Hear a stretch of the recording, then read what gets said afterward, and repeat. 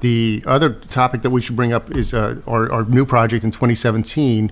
We introduced the Goldsheet, and the Goldsheet is for modern China coin pricing, and it's been an interesting year. We came in April. We went to a Hong Kong show, right. And Patrick and I went to Hong Kong, and it's quite a long flight. It's quite an interesting market. It's kind of like the busy coin shows of the 1980s here in the United States, where it's packed and crowded. Everyone's transacting and doing business. It's fun.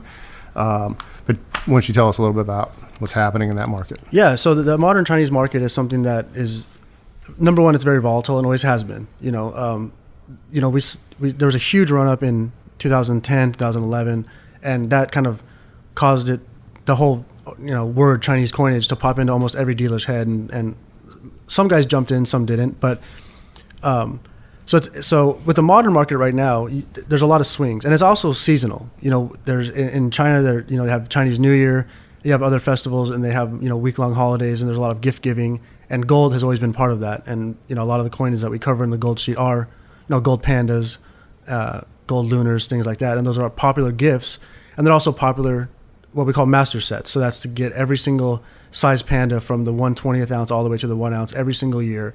And they're amazing when they're fully assembled. I'm sure they make special wooden boxes for them. Quite an investment. And it's also pushed by banks as investments, as alternate assets. But what happens is when that market gets soft, it gets soft in a hurry and in a big way. But on the flip side, when it gets hot, it gets really hot and prices go up very, very quickly. What do you think a master set is worth in total, ballpark? Oh, that's a good question. At the risk of sounding completely uninformed, I would say between $800,000 and $1 million. Why shouldn't you be informed? How much? Well, it also depends on grade. If you're trying to get MS70 or if you don't care.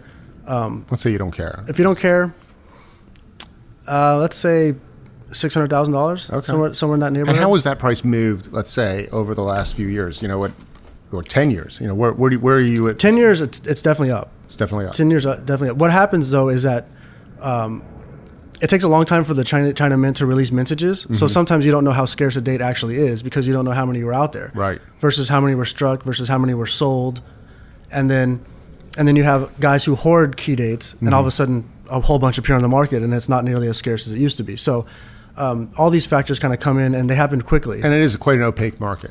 I mean, the United States market is probably not transparent by any means, but we are attempting to make it more transparent. But the Chinese market is very hard to know what's going on in the background. Right, exactly. But one thing that can be said for sure over the past, I would say 6 months now, is that early China is much hotter than modern China. So when we talk, they call it vintage overseas. Here we would call it early. Chinese coinage prior to 1949 essentially is what the traditional cutoff when the PRC started. Okay.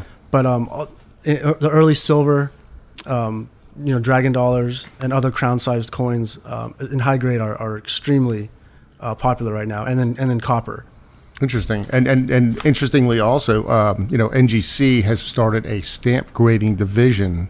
Right. Where they're certifying and grading the PRC stamps from 1949 on, and it's I think a limited release so far. But I've seen if you go to their website or some of the emails I've seen, the pictures of the slabs with the stamps are actually beautiful. And yeah. Maybe that can spill over into other collectible U.S. stamps or something like that. But it's just testament to where they think the PRC market is. That's true, and as opposed to here where coins are the overwhelming favorite and tower over stamps and paper money, generally speaking. In China, it's very equal. There's a lot of people who collect paper money. There's a lot of people that collect stamps, and there's a lot of people that collect coins. It's not one doesn't have a major hegemony over the other.